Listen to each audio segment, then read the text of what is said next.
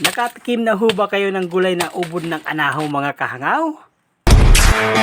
Good morning sa inyong lahat mga kahangaw. Kumusta ang buhay-buhay? For today's video nga ni mga kahangaw ay nagluto tayo dyan ng gulay na ubod ng anahaw at ubod ng kalapi mga kahangaw. Sobrang sarap nga ng ubod ng anahaw na ito mga kahangaw. Bukod sa napakahirap lang nga itong tanggalin mga kahangaw ay talagang matinik talaga siya. Bali ang nakuha ko nga dito na ubod ng anahaw mga kahangaw ay mura pa siya. Mababa pa lang siya kasi para nga hindi sumobra yung makukuha kong ubod dito mga kahangaw kasi mag-isa nga lang din ako magmumukbang nito mga kahangaw. Kayo dyan mga kahangaw, niluluto din ba yan sa probinsya nyo mga kahangaw ang ubod ng anahaw? Sobrang malinam na napakasarap nga ng luto nito mga kahangaw. Yan po ba sa lugar ninyo mga kahangaw? Ginugulay din po ba ito? Ang ubod ng anahaw mga kahangaw? Paki-comment naman po mga kahangaw kung nakatikim na kayo ng gulay ng ubod ng anahaw mga kahangaw. At paki-comment na rin din po mga kahangaw kung mga taga-saan kayo para malaman ko naman kung hanggang saan nakaabot ang video kong ito mga kahangaw. At kung hindi naman kalabisan mga kahangaw, baka pwede naman po makahingi sa inyo ng isang like at share nyo na din po ang video ito at paki-follow na din po. Maraming salamat sa inyo mga kahangaw. At sa mga oras nga ito mga kahangaw ay nagtatanggal na ako yan ng kalapi mga kahangaw. Itong kalapi mga kahangaw, sobrang napakatingit nga nito mga kahangaw at napakahirap nga lang din itong tanggalin mga kahangaw. Tanggalin ang ubod nito mga kahangaw. Napakatingit nito mga kahangaw. Yung ubod nito ang kukunin natin. Tara, let's go.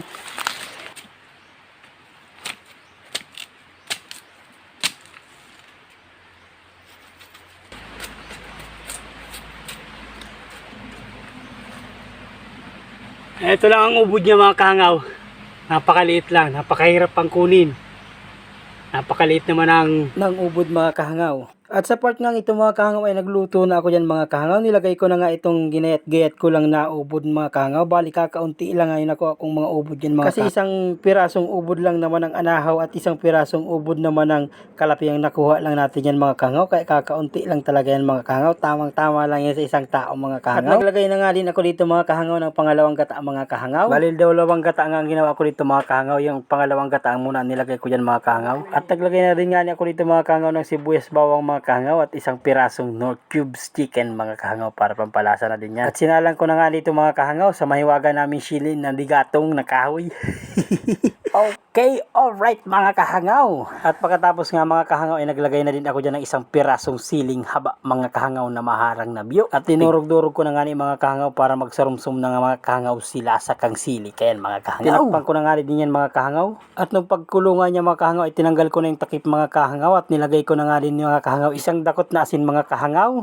Binudbud ko lang yan mga kahangaw dyan. At naglagay na nga din ako dito mga kahangaw ng betchin mga kahangaw. Konting betchin lang nilagay ko dyan mga kahangaw. At pagkatapos mga kahangaw ay naglagay na ako dito mga kahangaw nung pangunang gata mga kahangaw. Yan, at tinalo-halo ko lang yan ng konti mga kahangaw. At hintayin lang natin kumulo yan mga kahangaw at luto na nga yan mga kahangaw. At andito na nga tayo mga kahangaw. Luto na nga siya mga kahangaw. Tara mga kahangaw, kain po tayo. Tara, kain tayo mga kahangaw. Mamukbang tayo ng ubod ng anahaw. Tara mga kahangaw, sabahan niyo akong kumain. Pero bago yan, mag-pray muna tayo mga kahangaw. Amen. Salamat po Panginoon. Tara mga kahangaw, kain po tayo. Ano pa tayong suka ng nyug. Sarap.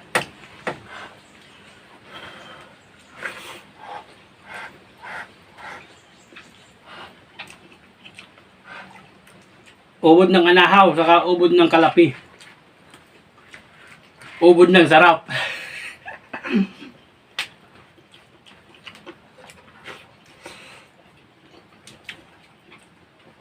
Kain po tayo mga kahangaw.